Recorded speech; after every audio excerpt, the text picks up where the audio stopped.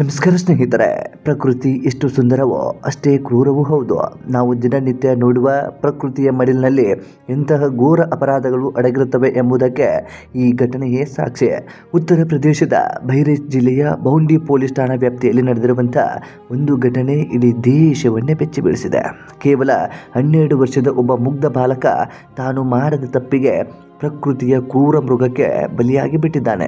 ಆ ದಿನ ಘಾಗ್ರಾ ನದಿಯ ದಡದಲ್ಲಿ ನಡೆದಿದ್ದಾದ್ರೂ ಏನು, ಆ ವಿಡಿಯೋ ಸೋಷಿಯಲ್ ಮೀಡಿಯಾದಲ್ಲಿ ವೈರಲ್ ಆಗಿದ್ದಾದ್ರೂ ಹೇಗೆ, ಅದೇ ರೀತಿಯಾಗಿ ಕೆಲವು ಇಲಾಖೆಯವರು ಮಾಡುವಂತ ತಪ್ಪಿನಿಂದ ಅಮಾಯಕರ ಪ್ರಾಣ ಹೇಗೆಲ್ಲ ಹೋಗುತ್ತೆ ಅನ್ನೋದಕ್ಕೆ ಈ ವಿಡಿಯೋನೇ ಸಾಕ್ಷಿ. ಅಂದ ಹಾಗೆ ಏನೇನೆಲ್ಲ ನಡೆದಿತ್ತು ಎಂಬುದರ ವರದಿಯನ್ನ ಈ ವಿಡಿಯೋದಲ್ಲಿ ಗಮನಿಸ್ತಾ ಹೋಗೋಣ. ಸಾಧ್ಯವಾದರೆ ವಿಡಿಯೋನ ಕೊನೆವರೆಗೂ ನೋಡಿ. ನೀವೇನಾದರೂ ನಮ್ಮ ಚಾನಲ್ನ ಸಬ್ಸ್ಕ್ರೈಬ್ ಮಾಡಿಕೊಳ್ಳದೆ ವಿಡಿಯೋವನ್ನು ಗಮನಿಸ್ತಾ ಇದ್ದರೆ ಈ ಕೂಡಲೇ ಸಬ್ಸ್ಕ್ರೈಬ್ ಮಾಡಿ ಹಾಗೂ ನೋಟಿಫಿಕೇಶನ್ಗಾಗಿ ಬೆಲ್ ಐಕನ್ ಕೂಡ ಕ್ಲಿಕ್ ಮಾಡಿಕೊಳ್ಳಿ. ಸ್ನೇಹಿತರೆ, ನಾವಿವತ್ತು ಮಾತನಾಡ್ತಾ ಇರುವಂಥದ್ದು ಕೇವಲ 12 ವರ್ಷದ ಸುನೀಲ್ ಸಿಂಗ್ ಎಂಬ ಬಾಲಕನ ಬಗ್ಗೆ. ಸುನೀಲ್ ಬದುಕು ಸುಲಭವಾಗಿರಲಿಲ್ಲ. ಚಿಕ್ಕ ವಯಸ್ಸಿನಲ್ಲೇ ಎತ್ತ ತಂದೆ ಮತ್ತು ತಾಯಿಯನ್ನು ಕಳೆದುಕೊಂಡಿದ್ದ.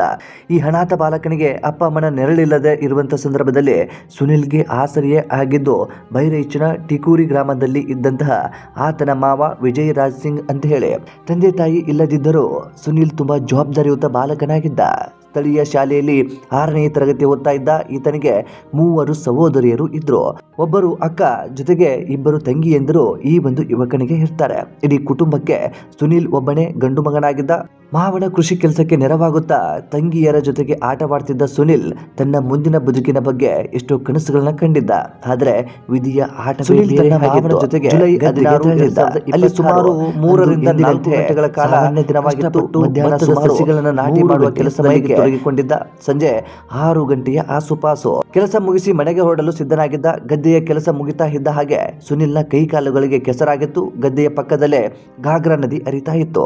ಕೈಕಾಲುಗಳನ್ನ ತೊಳೆದುಕೊಂಡು ಸ್ವಚ್ಛವಾಗಲು ಸುನೀಲ್ ನದಿಯ ದಡಕ್ಕೆ ಇಳಿತಾನೆ. ಅವನಿಗೆ ಗೊತ್ತಿರಲಿಲ್ಲ ತಾನು ಇಳಿಯುತ್ತಿರುವಂತದ್ದು ನದಿಯ ನೀರಿಗಲ್ಲ, ಸಾಕ್ಷಾತ್ ಯಮನ ದವಡೆಗೆ ಎಂದು.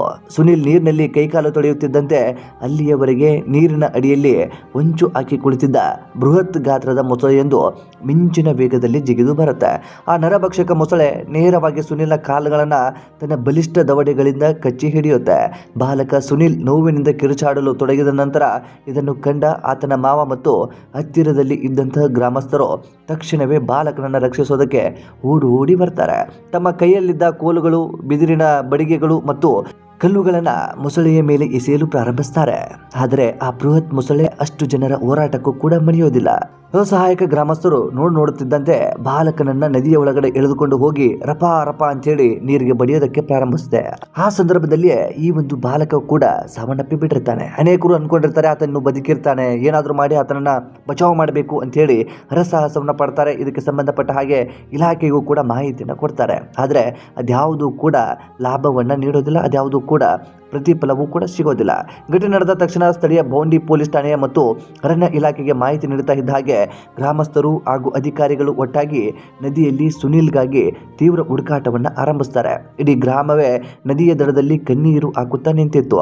3 ಸಹೋದರಿಯರು ತಮ್ಮ ಏಕೈಕ ಸಹೋದರ ಮತ್ತೆ ಪ್ರಾಣದ ಜೊತೆಗೆ ಬಂದು ಬಿಡ್ತಾನೆ ಅಂತೇಳಿ ಅಂದುಕೊಂಡಿದ್ರು. ಆದರೆ ವಿಧಿ ಅತ್ಯಂತ ಕ್ರೂರವಾಗಿತ್ತು. ಸುಮಾರು 5 ಗಂಟೆಗಳ ನಿರಂತರ ಹುಡುಕಾಟದ ನಂತರ ಘಟನೆ ನಡೆದ ಸ್ಥಳದಿಂದ ಸುಮಾರು 300 ಮೀಟರ್ ದೂರದಲ್ಲಿ ಸುನೀಲ್ನ ಮೃತದೇಹ ಪತ್ತೆಯಾಗಿತ್ತು. ಮೊಸಳೆ ದಾಳಿಯಿಂದಾಗಿ ಆ ಮುಗ್ಧ ಬಾಲಕನ ದೇಹ ಸಂಪೂರ್ಣವಾಗಿ ಛಿದ್ರ ಆಗಿತ್ತು. ಮೃತದೇಹವನ್ನು ನೋಡಿದ ಕುಟುಂಬದಸ್ಥರ ಆಕ್ರಂದನ ಮುಗಿಲು ಮುಟ್ಟಿತ್ತು.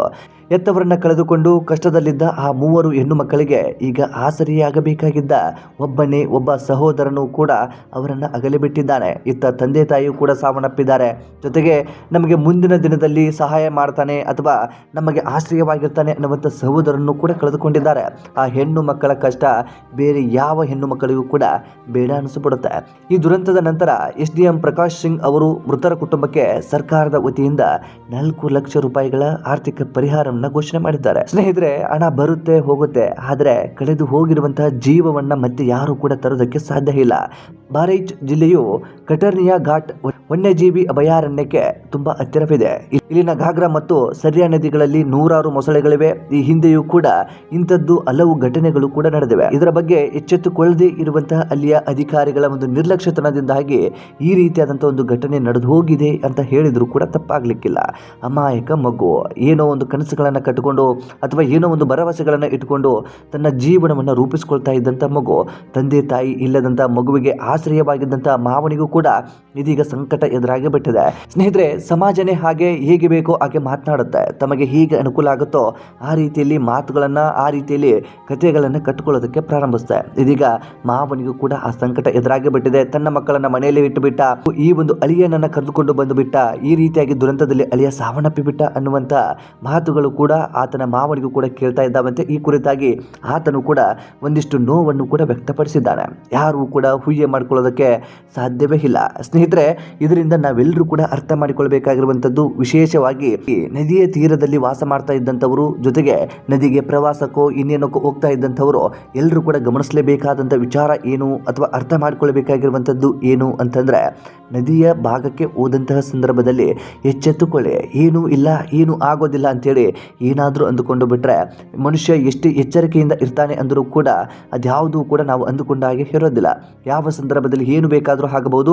ಹಾಗಾಗಿ ನದಿಯ ಸಮೀಪಕ್ಕೆ ಹೋದಂಥ ಸಂದರ್ಭದಲ್ಲಿ ನದಿಯ ಆಳಕ್ಕೆ ದಯವಿಟ್ಟು ಹೋಗೋದಕ್ಕೆ ಹೋಗಬೇಡಿ.